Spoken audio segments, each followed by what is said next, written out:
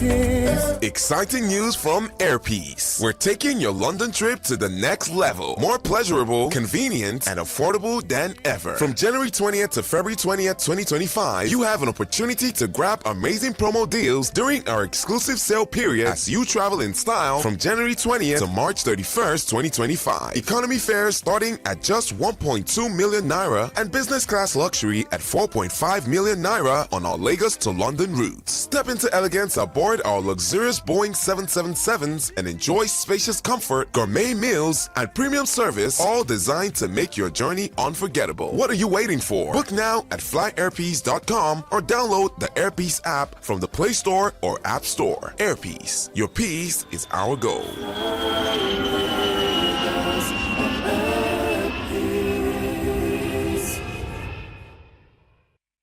Yeah, well, good morning. This is 90 Minutes with Mathematical. I am reaching you from my little base in Lagos, but my guests are in their own base in Dar es Salaam, and we are broadcasting from Wasimi in Ogun State on Eagle 7 Sports Radio 103.7 FM. Our conversations this morning, are going to be truly, truly terrific. We'll be meeting my two great guests, husband and wife, who are having great fun in Dar es Salaam. I can't wait for that conversation, which is going to be on Detty December and more. So once again, welcome to 90 Minutes with Mathematical. And I don't know what the telephone lines will look like this morning, but at a time during our conversations, you can attempt to reach us on telephone, and the lines are 0700 2255 1037. Let me repeat that, 0700 2255 1037. Of course, you have to include the international dial code +234. That's if you are calling from outside Nigeria. The second number is 081 27 828497. Let me repeat that. 081 27 828497. So let's get started. Your peace, our goal.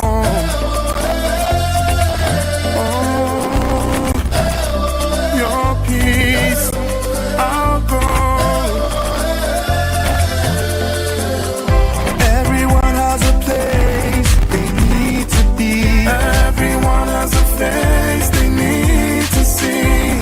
When you go away, you love to fly, and we fly you safely through the sky. Ticket affordable, city comfortable, we very reliable, we care for you. At peace, our home. If you're gonna fly, then you should fly with us on Air Peace. Yes, welcome back. You're listening to Eagle 7 Sports Radio, and this is Mathematical. 90 Minutes with Mathematical, and my guests are seated. I have Solomon and Funmi Shonaya in their little base in Dar es Salaam, Tanzania. Let's hear your voices. Good morning. Good morning. Good morning. Jambo. I like that. Jambo. I spoke that I don't know how many years ago, decades ago, when I went to Tanzania. The last time I went to Tanzania, I was in Dar es Salaam as well to play some football. And I have a story to tell, but that will be outside of this. I just remembered. And Funmi will be very interested to know that story. That's some Tanzania. No, don't let me say it here. Okay. So, look, people are waiting to hear you. Me, before December, or before January, before December, I never heard the word Detty December anywhere. I don't know that it even existed. But you are the younger generation. So if you know, tell us about this Detty December. What is it? What is it really? Is it a Nigerian thing? Is it a global thing? what changed? What changed? Any one of you can go ahead. I'm sure we have different views. You go, and now. Yes. Okay. Well, thank you. It's lovely to be here. Detty December goes back, from my own understanding, a few years now. It has been brewing for a while, because I think over the last, maybe over a decade, diasporians, people from outside Nigeria, Nigerians, especially initially, were coming home every December in increasing numbers over the years. And they're coming home to see family. And I think the young people sort of co-opted this December period. There were, of course, there's the family reasons why people came, but it became a time and a season for non-stop fun and revelry, right? So a lot of partying, a lot of, going out, a lot of fun during the day and during the night until the day again. So it now evolved over the years. And, in the way we do it in Nigeria, we're always coming up with new slangs and new ways to describe. This is my own interpretation of the story, by the way. Coming up with new ways to describe everything. There are plans for everything. So I think this is how Detty, which really just is another word for enjoyment. So those people should get their minds out of the gutter. It doesn't necessarily mean dirty, but it's dirty. Not confused with dirty. So dirty just means just have fun, have a good time. And but it's now become a beacon to the world, that Nigeria is welcoming you, because every December now, as of the last few years, people have been coming from outside of the Nigerian diaspora. So we're talking about the Black diaspora, especially, to enjoy Africa in December. And I think it also extends to Ghana, if I must say. So people are coming to specifically Ghana and Nigeria, and it's good times, it's fun, family, and sunshine. I mean, what can I add to that? But yeah, I feel it, just to reinforce, I feel as if it's been brewing for a long time. I remember coming to Nigeria in my 20s at Christmas, and it was partying every day, but we didn't have a term for it. But I imagine when we go back to the UK, where I'm from, or to US in some cases, and you're telling your friends about this amazing time you've had. I've always had friends from outside of Nigerians that wanted to come to Nigeria, and it was for that reason. So I think that we've just created a whole cultural phenomenon, and the fact that Ghana now have Detty December as well is very compelling as to how far-reaching that concept has become. Okay, tell us now, how is December in London? Well, London is the most cosmopolitan city in the UK, and you started your trip from London. Usually, how is December in London compared to what you are experiencing to make you change our own celebrations and revelry to dirty? How is December in London? December in London is cold. And December in London is dark. So I don't know if anyone has ever been to London, but typically it's dark till 7:30, 8 o'clock in the morning. You go to work and it starts to get dark at 3:30 again in the evening. So it feels as if it's always dark and it's cold.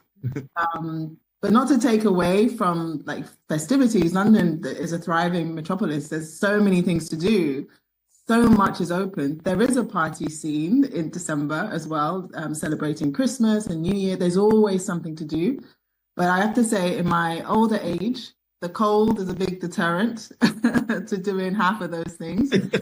And I remember this time last year, my husband and we actually said we're not going to spend another December in this country because it was so miserable because of the weather, actually, to be honest with you. And I don't know if you've ever heard of the concept of sad.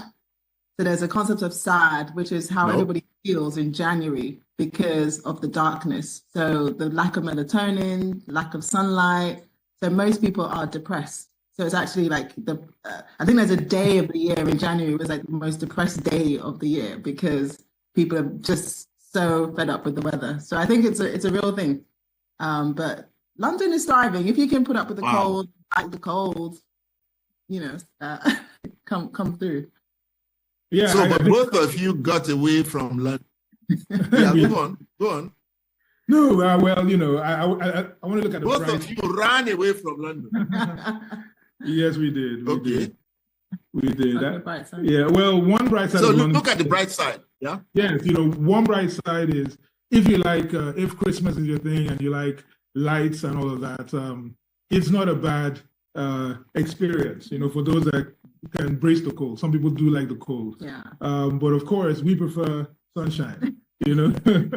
Personally. So, we try to find warm places to go, especially in winter, starting from November to December.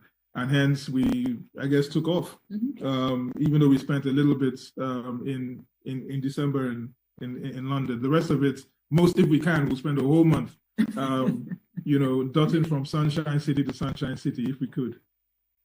Amen.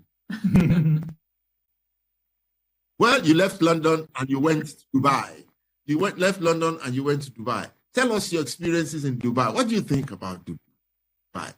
Is it really, as people describe that place now, one of the most beautiful places to visit and the fastest growing Dubai? One would just think it's an Islamic Muslim environment, people in Porda and, all of that. But what's your own experience in Dubai? Gosh, it is what people say. I think my husband described it in the best way. It's like being in the future. So the pace of change, they're building roads while you're like driving through the road. Like I've never seen that anywhere else in the world. Buildings pop up really quickly. The landscape changes so quick. So before we went this year, I hadn't been in almost 10 years. And on the same roads we were on 10 years ago look completely different. Like it's unrecognizable. It took a moment to re-acclimatize to where we were. So I would definitely say it feels like you're in the future. It feels like anything is possible. The other thing I would say about Dubai, personally, the service is out of this world. There's nothing you can't find within minutes. And there's always someone willing to bring it to you with a smile. Like if you like service, it's very difficult to replicate the kind of service that they provide in Dubai. I'll stop there. Wow. Solomon. Yes. Dubai is, like she said, futuristic. But beyond that, when people think of Dubai sometimes, and I'll put a different twist on it, people talk about a place that is artificial because of all the shiny buildings. But I feel personally that there is this new culture being developed as well. So there is, of course, the old culture in Dubai and the other Emirates that people may not know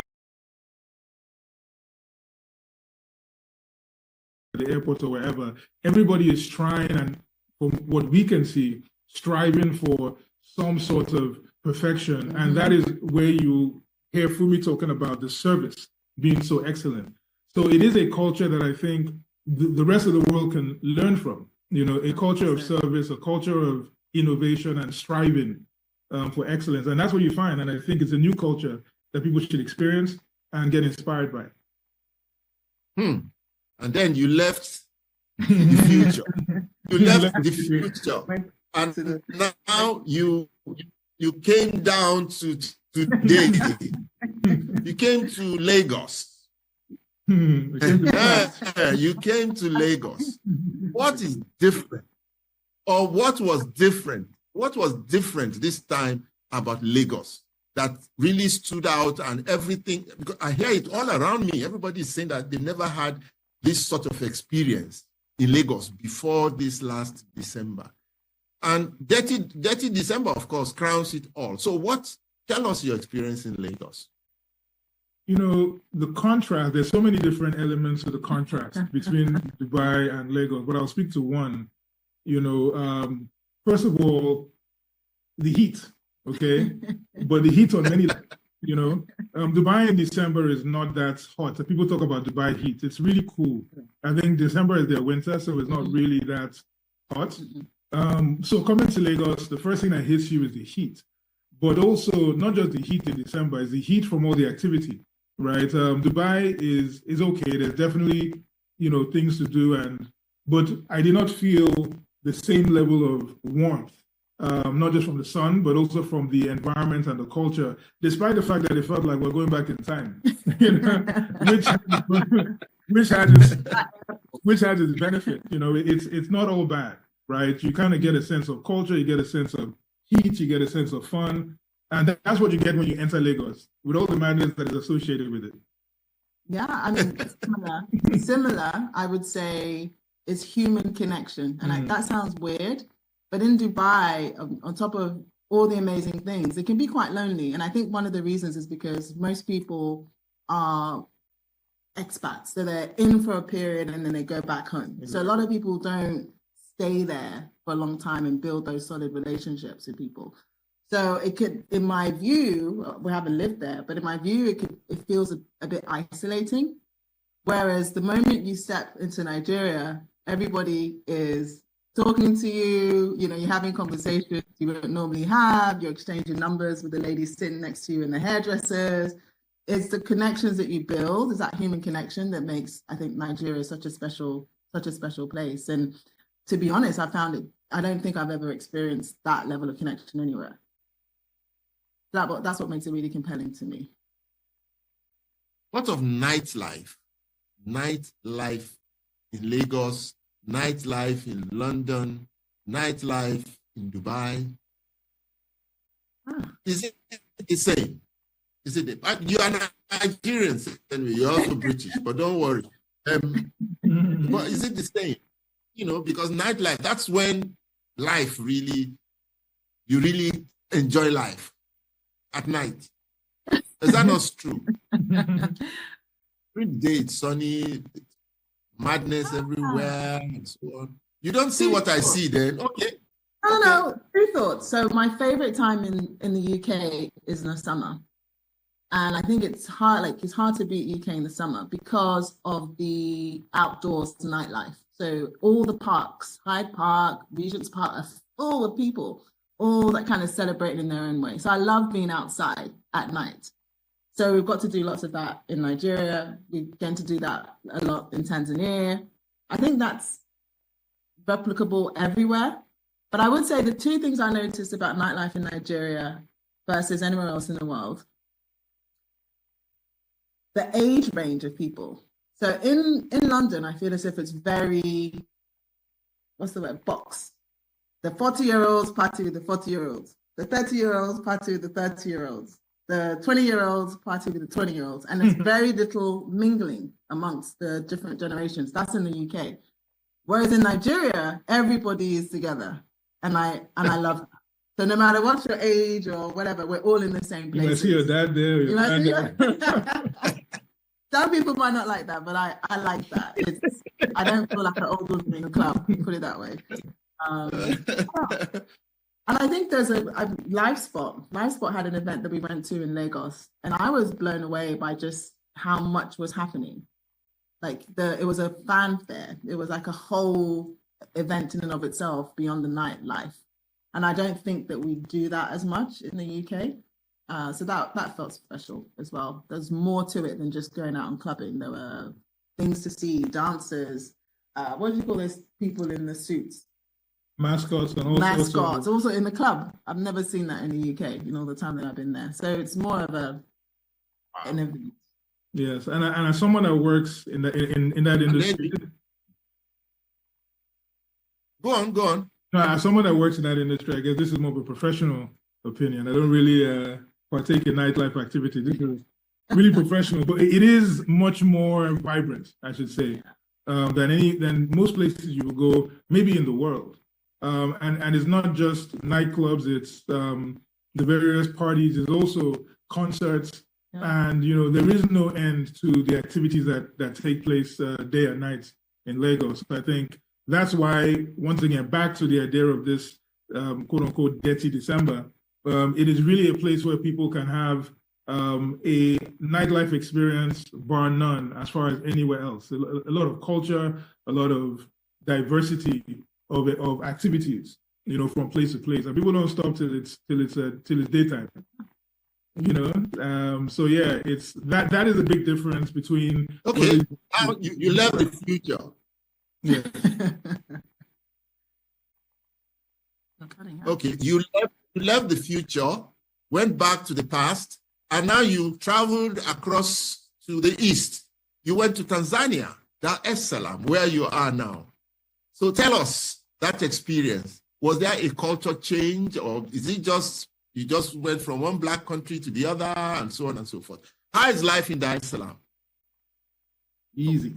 Yeah, one word comes to mind, I think is very telling of the meaning. So the meaning of Dar es Salaam is peace. And I think that when we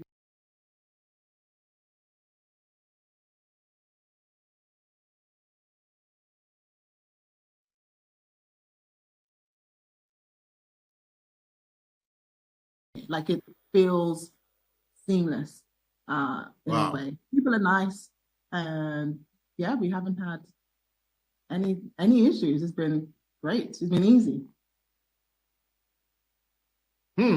That's it. That doesn't say anything. It says a lot, but it doesn't say anything. Okay. Yeah, it says a lot, but at the same time, it doesn't say anything. What does the Dar es Salaam look like? You find everything, around you, like Dubai. It's not crazy like Lagos for sure. How is nightlife in Dar es Salaam? Oh, we haven't been out yet, but we've heard. Are the people there as aggressive as Nigerians, as loud as Nigerians, as self-assured as Nigerians? Well, in that regard, you can say the opposite of Nigeria. So we went from fast pace to easy pace. Easy pace. I mean, coming out of the airport was 5-10 minutes of just seamless, seamless pass through. So that's one big contrast. The other thing about Dar es Salaam is they have made sort of the tourism experience so much easier. Like there's an intentional effort to cater to the tourist who wants to have a look at Dar es Salaam. We are planning to go to Zanzibar, so we would have liked to report from Zanzibar, but nevertheless, there are all these experiences that are curated for you. I think that's the big difference between Lagos, right? Lagos is expecting a lot of tourists, but I don't think, and this is with all due respect to Lagos, it is that welcoming yet. I think we're still having to adjust to the influx of people, and we need to make it a bit more welcoming to the influx of foreigners and even Nigerians coming home. So Dar es Salaam has a welcome feel, good vibes. We're by the beach, and we're looking forward to the rest of the trip. Okay, so now time to choose. Okay. London. Oh no. By Lagos, Dar es Salaam in December. Which would you choose first to go to spend your December, and you think you will have the best time? That's a tough question. Doesn't that depend on your mood? I don't know about whatever it is. Just tell me. You have a choice to make. This is December of 2026. Now you want to leave your base in London or stay there or go to Dubai or come to Lagos or just fly direct to Dar es Salaam. Maybe we can pick maybe we can combine the service in Dubai with a bit of easiness entering Lagos, But on a serious note, honestly, there's no place like Nigeria in December. That's what I can say, right? Because it is great to travel. We love to experience new cultures. We do love to see different and learn about different areas and environments. But in terms of December, with the activities from weddings to Owambe, all the various cultural activities as well that take place, to concerts, to Lagos becoming a melting pot as well, plus the vibrancy and the warmth, Lagos would be my first choice with a sprinkle of service and a little bit of sprinkling of ease and tourism activities or that culture of sort of hospitality. I think Lagos will be the perfect, my opinion, but I'll let her share her own opinion. Lagos is great, but Lagos is expensive. I feel as if we pay too much for average stuff. So, for example, what we would spend in Lagos, and let's say what we're spending in Lagos versus what we're spending in Dar es Salaam, we would get so much more here. That's true. From food to quality hotels to everything. So if budget was a thing, and I wanted to have a really good holiday and not be worried about that one cost this. Let's talk about 90. So yesterday we took an Uber to go and eat, and the 4,000 whatever was it shillings, 4,000 shillings, and I got a ping on my phone that said I just spent 97p for an Uber trip. Wow! I've never heard of that before. 97 pence. So it's very less than a pound. Less than a pound. So it's very cheap to be, even the hotel we're staying at is compared to hotels in Lagos. That's true. What you get in Lagos will be a value for money. Star. Yeah, value for money is not very good, I would say, in Lagos. The other thing I would say, you asked me what that looks like. It is very green. So it feels like you're on this sort of island, even though it's a massive city. There's lots of tall buildings, there's everything happening, but there's lots of greenery around it all. So everywhere you look, there's trees. And I really appreciate that too. Mm-hmm. Like Lagos is too concrete. We need more trees. So Lagos is great, but I think we need more trees. I think we need better value for money, and we need it to be an easier experience for people traveling. Fantastic. Well, we'll be going on a short break. When we come back, we'll be discussing the culture war in the world. There is a war, a cultural war ongoing in the world. And I know that Solomon particularly is involved by the nature of the kind of work that you do.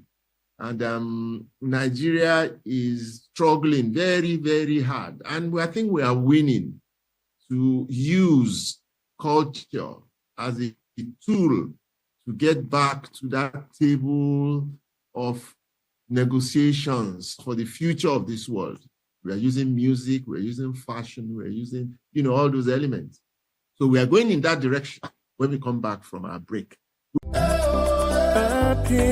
Exciting news from Airpeace. We're taking your London trip to the next level. More pleasurable, convenient, and affordable than ever. From January 20th to February 20th, 2025, you have an opportunity to grab amazing promo deals during our exclusive sale period as you travel in style from January 20th to March 31st, 2025. Economy fares starting at just 1.2 million naira and business class luxury at 4.5 million naira on our Lagos to London routes. Step into elegance aboard our luxurious Boeing 777s and enjoy spacious comfort, gourmet meals, and premium service, all designed to make your journey unforgettable. What are you waiting for? Book now at flyairpeace.com or download the Airpeace app from the Play Store or App Store. Airpeace, your peace is our goal.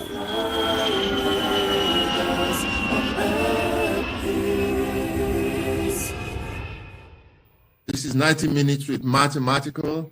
I have Solomon and Funmi Shonaya here with me from their base in Dar es Salaam, and it's been a terrific conversation so far.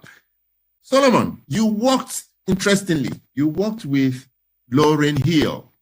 Lauryn Hill, that's the wife of Bob Marley, isn't it? You worked with Lauryn Hill on several projects and so on. And you have traversed, a lot of several parts of the world during your work. Tell us a little about your work. Thank you. Well, so yeah, she's not the wife of Bob Marley, but she is. Did you hear me? Yes, I can hear you. Can you hear me, sir? I think the connection. Yeah, go on. No, I can hear you. Yes, so we can hear you. Yes, we can hear you. Go. Right. So Ms. Lauryn Hill, she's actually, well, obviously not Bob Marley's wife, but she is connected to his son, Rowan Marley, and has 5 wonderful children with him. So my work traverses the creative industry. So I work in the entertainment and creative industry, right? So basically music, film, live events, the whole 9 yards. And I'm one of the co-founding directors of Live Sport 360. So we also are very much engaged in Detty December because we have our events in December and throughout the year, of course. So that's part of what I do. And like you rightly said, I've also been working with Miss Lauren Hill, which has been an awesome experience. We just went on tour in 2024, which is another great travel experience. We'll save for another episode across Europe, and a lot of good cultural learning. And that was my real first tour across about 8 different countries in Europe. So yeah, that's what I do for the most part. How successful are you in this culture war in your own? To a certain extent, you have some of the great musicians in Africa, and I'll use Fela as an example. King Sunny Ade, they were already sending signals to the world. Our culture was always exciting and interesting. But because of I will just say, the way media was structured before the advent of the internet, it was very hard for us to have a place or a seat on the table. You know, when I was growing up, the American music and culture sort of dominated even locally. So before we even talk about dominating the world, we could not even dominate our own environment, because most of the music on radio was actually, you know, a lot of it was foreign music. We were just struggling to compete even locally. But now with the advent of the internet, the world is hearing our voice. The world is seeing our culture, and it feels great. But like I say, we've always been there. The same source that we've had is just now that the world is getting to know. Thanks to streaming, thanks to the digital economy, we are doing fantastically. Now you go to the US or the UK, we are taking over the airwaves there. So that is a great sort of difference between where we were, I would say 25 years ago, 20 years ago, even 15 years ago, to where we are right now. And it's up to us to really use that soft power to advance as much as we can. Advance our economies as much as we can. Funmi, I see you nodding your head. Your thoughts, and connect that with what you do. So not necessarily what I do, but the thought that comes to mind is we've just had the American elections where Donald Trump won. And they say a great reason for that win was the social media, his use of social media in terms of attracting people that traditional media no longer attracts. That was why they feel he won. And the reason I say that is because I feel as if Nigeria has been well ahead of the curve in terms of social media and creating celebrities and sharing information. We're actually quite advanced. I talk about I don't want to talk about my job necessarily, but I work for a company called LinkedIn. And when you look at the data from developing countries versus Europe, the fastest growing regions are places like Nigeria in terms of using that platform. So we're well ahead of the curve in terms of knowing the power of this digital medium. And I think that the rest of the world is catching up, actually. Wow. Okay, what are your thoughts on this issue of migration? This unending desire, of our people to just japa are the streets of London and Los Angeles lined up with gold? Is life so easy that once you just leave Nigeria, then you start to fly like an angel and you are living on top of the world? What's the reality from your own experience? What's the reality? Should Nigerians actually just want to go and experiment and japa the way they are doing? And now they are deporting them. Donald Trump is deporting them. So this is the reverse. And incidentally, we find that I come in contact with so many Europeans, Americans too, who want to come here. They want to come here so badly because the opportunities that exist here, they can never find where they are coming from. So it's like, we are seeking what we have. They are seeking I don't know how to put it nicely now, but go ahead. What are your thoughts on this migration issue? economic migration issue. Just your loose thoughts about them.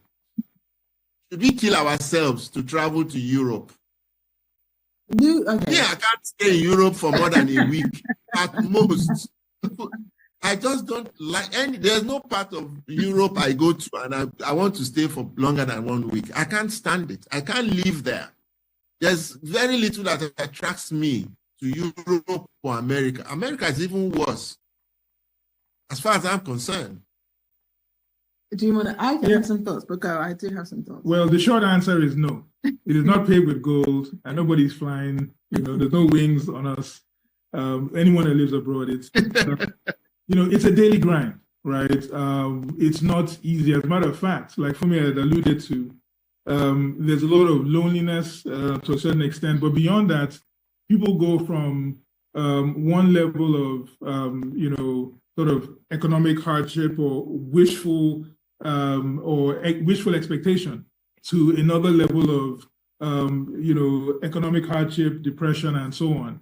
But the reality, and this, because you asked for the reality is that it's very hard to understand or to blame people who are looking for something better, because things are, in fact, as of right now, they become increasingly difficult for people at home.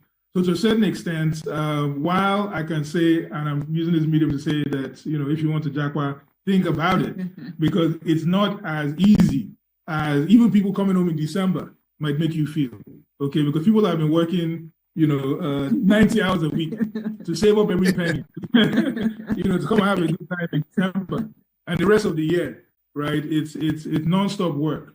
And of course, like you talked about what's going on in the US with a lot of illegal, everybody's clamping down on illegal migration anyway, right? So coming to the UK or going to the UK rather, or going to the US with the hope of regularizing, like they say, your stay may not always work out. Mm-hmm. And as someone that's not documented in these regions, things are even much more difficult 100%. And embarrassing and all of that for people who are trying to escape in that fashion. So yes, I'll tell people to be cautious about jackpine in that way. And at the same time, I don't see anything wrong with legal migration. I think it's good for you to experience other cultures and environments. And as a patriot, I'll say bring back whatever it is you might be learning. Whatever it is you might have you might acquire and invest back in your country. I don't have any problem with that. But I do have a problem with people risking their lives, crossing the Sahara or crossing the Atlantic Ocean, on rafts to get to the US just for Trump to kick you back to Nigeria. But honestly, yes, it's a very tough conversation to have, because we need to look internally and figure out what is making this happen. Why are people running away like their homes are on fire to get to the other side of the world? I think we need to talk about it. They are running, they are running away from some hardship Exactly. without knowing what is on the other side. What is on the side, from what I see, is that you go there and you work your ass off. You wake up very early in the morning, you go to work, you don't have any breathing space at work, you come back at night, you are tired. You don't have the fun that you think people have, all those beautiful houses and fast cars. You don't even have time to see them. And you now wish, and you are cold also. You're also cold, terrible cold. And you are paying all those bills, all those impossible bills. So I don't know.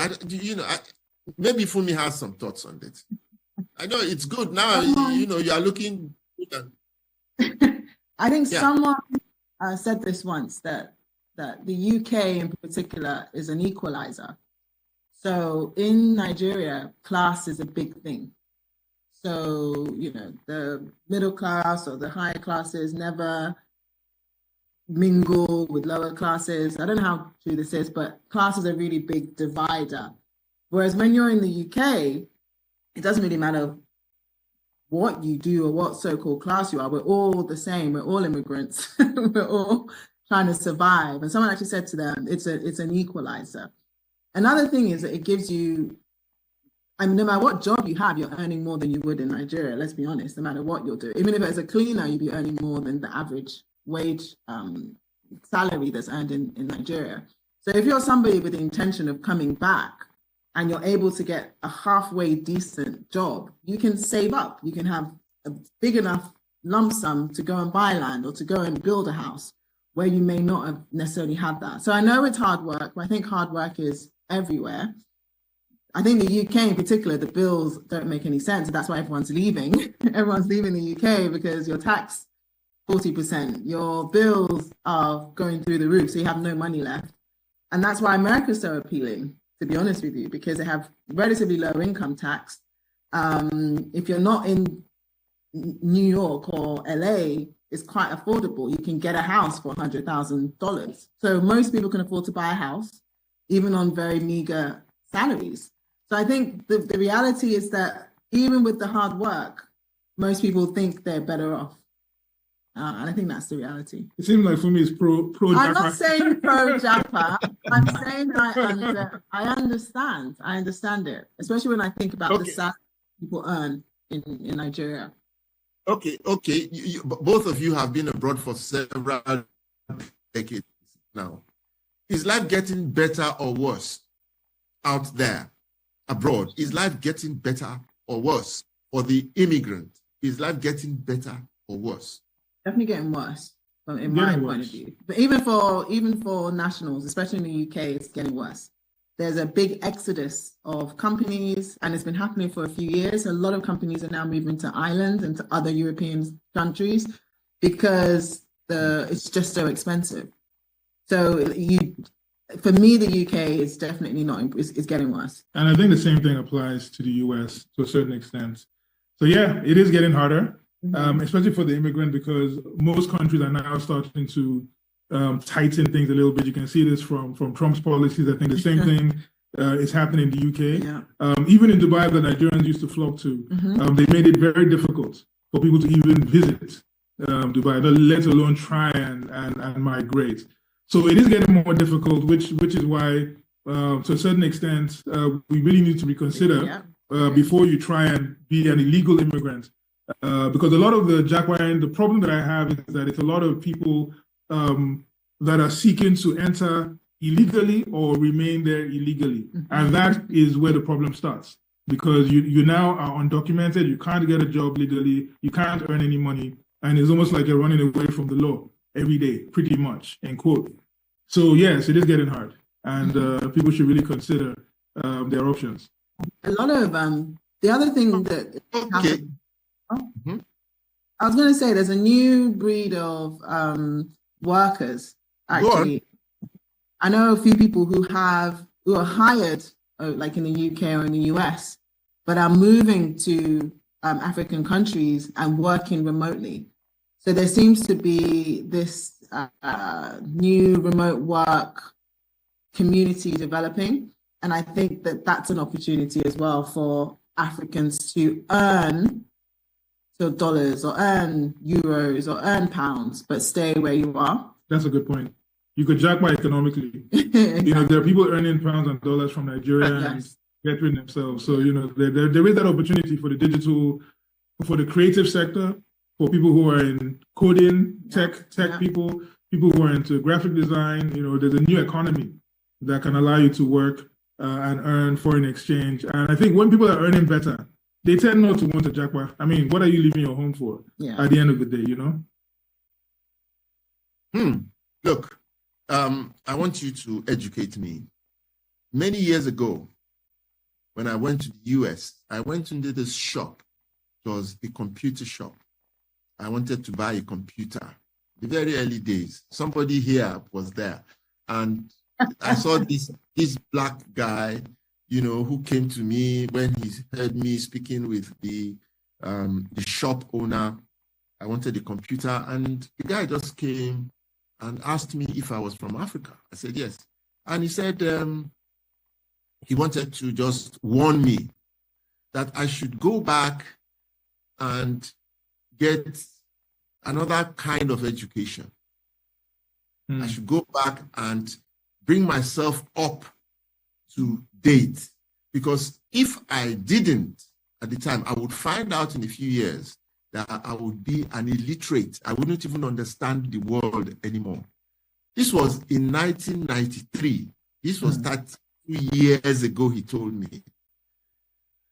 Okay, I'm sitting here speaking with you. I tell you, the truth is that I am lost in this new world, in this new and imagined world. I hear you, I see you, I interact with you. I can't see the future, because 10 years ago, this world was not the way it is now. The language, the tools, everything around me is just going at such a fast pace. I want both of you to help us look into the future. Because for us, it's too late now. We are aging and all of that, But for young people, what do you see into the future at the rate that the world has developed and things are moving at such a rapid rate? Me, I don't understand it anymore. Just help us look at the future. What do you see about this world in the future? Wow, it's moving so fast that the future is here already. It's very hard to ignore the obvious reality of artificial intelligence and the world becoming much more immersed in technology. In fact, technology has already encapsulated every facet of life. Right now, we're talking through.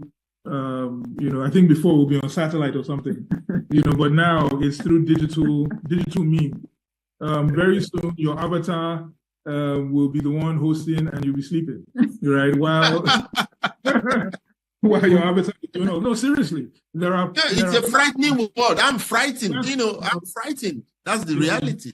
I'm frightened about now that you can literally recruit, virtual employees, right? This is the reality. So rather than, just like your gentleman in 1993 said, this is 2025. The reality is that one must continuously, seek to be in front, or at least at par with the advancement, so that one does not get left behind. So I understand that it is a bit scary sometimes, but the reality is that, from my own perspective, it is better to embrace and figure out how these tools can be used to advance your personal situation before those tools now end up taking control of your situation. So it is frightening, but it is a challenge. It's like us on this trip. It's an adventure. So look at it like an adventure. Going into the future. Too late for somebody like me. You see, I have a more. Good. Because my brain cannot process everything you've just said. I'm telling you the truth. My brain can just not process what you say.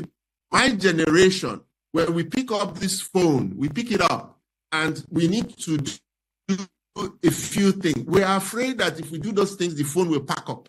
You don't know what to touch. You don't know what to, it's crazy. Funmi. So I have a more idealistic view of the future. I think that with the number one, you can't keep up with every technology.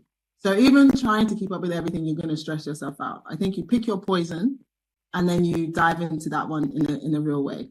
So for example, ChatGPT or something, right? Find an AI platform, start experimenting with it. Like there's so many use cases for AI. You're not going to know everything, but you're an author, you write. Perhaps AI can help streamline your writing.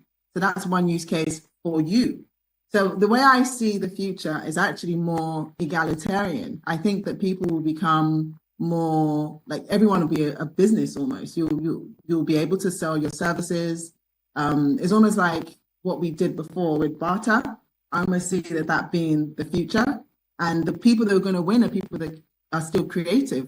I'll tell you why I think this. Okay, so I was on a platform. I'm not going to give the name of the platform, but I was reading posts, and every single post was the same.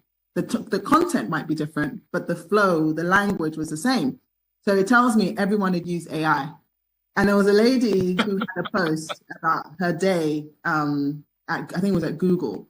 And I read this post and it made me smile. And I'm like, this is the first original post I've read in months.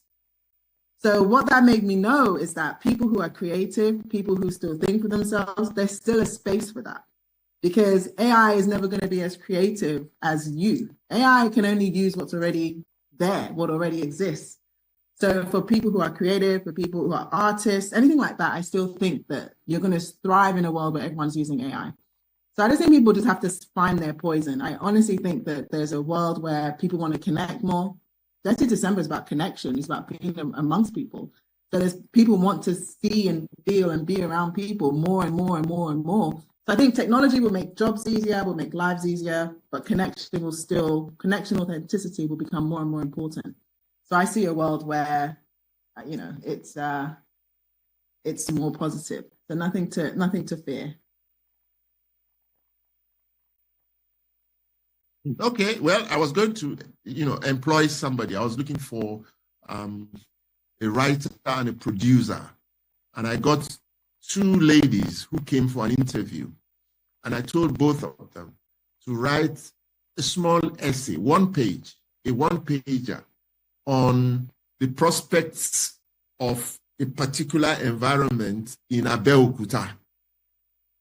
I just pointed at this environment, go out there, look at the possibilities of what could happen, what you could do there, what can we develop here, turn into documentaries and so on. And both of them just left and came back the following day. And I read two beautiful synopses of the possibility of what they could do. And I just could not believe that, but I spoke with them yesterday. These girls did this today. Okay, that's fine. We finally engaged one of them. And you don't want to hear the story. Because what they produced, I now know, was AI generated. Or what do you call that thing? You just AI. Google something and it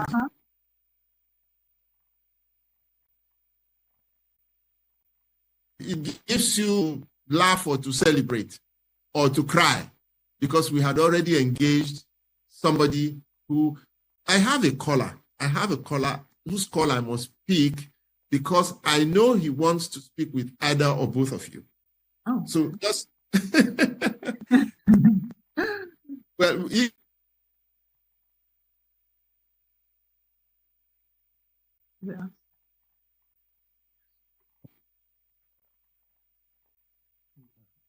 If he tries again. But that's, and just copy from AI, and I'm stuck now with no originality, So that's why, adventure for me. When I write, I never consult anything before I write. I just comes from my head and I just put it down. And if you like it, you like it. If you don't, boom. Okay, well, we are coming to the end of the show, but your final thoughts as we go on. I know Solomon wants to say something. Go ahead. Well, all I can say is, embrace the future, embrace the present, and, don't lose yourself within. Don't lose yourself within the world of tech. Rather, it's a tool. So that's what I would say about technology. It's always supposed to be a tool to help us go from A to Z, as opposed to something we wholeheartedly rely on and lose all of our sense of self. So that's what I would say. Live a little bit. Live a lot. Live a lot. Let the technology save you time. So I don't believe in getting ChatGPT to do all the work for you. I think that's lazy. And that's, if people are relying on it, then they're going to suffer, actually, because I think the world will be craving more authenticity. Mm-hmm. And like you said, that you wanted someone to go and speak to the people and explore the area, but they came back with a generic, it's a generic plan that could apply to anywhere in the world, because that's what ChatGPT will give you. So there'll be room for people that go the extra mile. There'll be room for people who care about their art form. There'll be room for people who want to change the world, right? And that's what's exciting to me. but leverage it so you can have more time. So, well, we're gradually coming to the end of this conversation, and I must let the secret out of the bag. And no, but I've told so many people. I will tell these two stories. This has nothing to do with you guys now. These two stories. One was that when somebody was to be born, Solomon, you didn't know this. When somebody was to be born and she was in hospital, some football players, international football players, came with me that night when she was born to see her in hospital. Those football players were from Tanzania, from a club in Tanzania that came to play in Nigeria, and she was born in the hospital, and they told me, and I took them to go and visit this young lady. Anyway, so let me give this opportunity. You have something to say? I was going to say no. I want to answer that question before. Where would I choose? Right now, I'll choose Tanzania.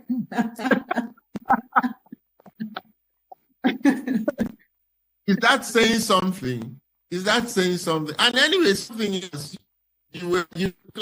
I know Nigerians would love to know. This is good. Nigerians would love to know that you were classmates with one of the best singers. Were you classmates with her? Yeah, we were. Best female singer. We were in school together. Oh, you were in school together. Okay. Who's that?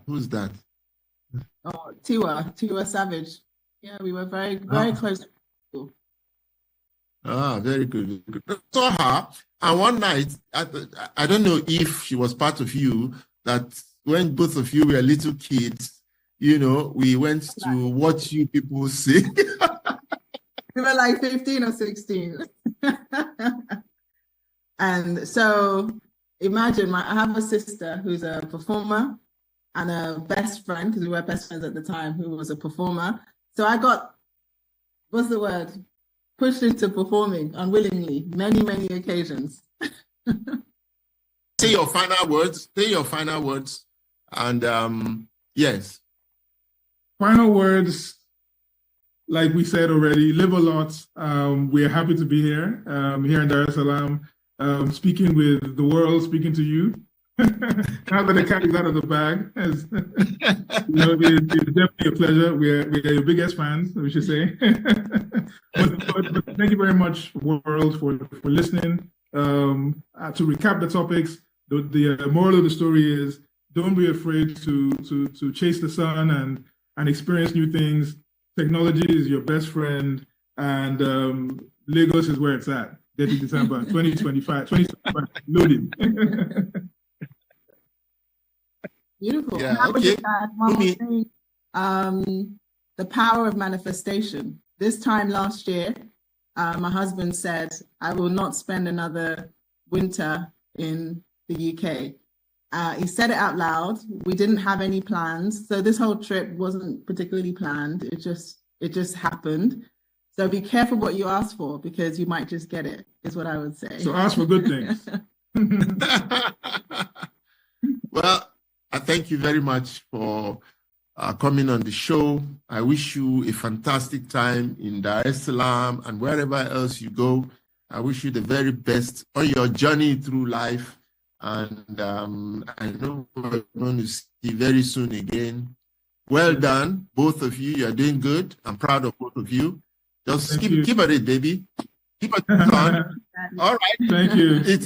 Enjoy the rest of your day. Thanks. So that's all from me here. You join me again next week, Saturday, when we bring you another great package. Okay? Bye-bye. Exciting news from Airpeace. We're taking your London trip to the next level. More pleasurable, convenient, and affordable than ever. From January 20th to February 20th, 2025, you have an opportunity to grab amazing promo deals during our exclusive sale period as you travel in style from January 20th to March 31st, 2025. Economy fares starting at just 1.2 million naira and business class luxury at 4.5 million naira on our Lagos to London routes. Step into elegance aboard our luxurious Boeing 777s and enjoy spacious comfort, gourmet meals, and premium service, all designed to make your journey unforgettable. What are you waiting for? Book now at flyairpeace.com or download the Airpeace app from the Play Store or App Store. Airpeace, your peace is our goal.